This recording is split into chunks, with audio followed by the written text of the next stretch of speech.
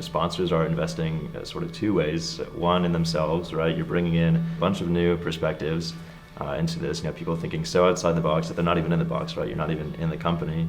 So we actually have something we can make, we could show to people, and that's really exciting about this project. I think we're in a pretty good spot and have been afforded that opportunity thanks to the resources here at the Learning Factory, and really just everyone's passion to commit to this and really dedicate their time to it.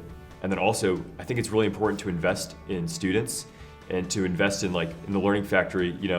The hands-on experience that these students are getting is worth investing in, and I think it makes it so that you're a much better engineer if you've actually made something.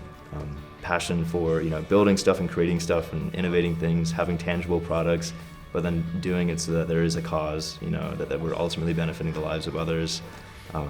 So I think that it's the best bridge in that, and my subsequent interest in pursuing a career related to that.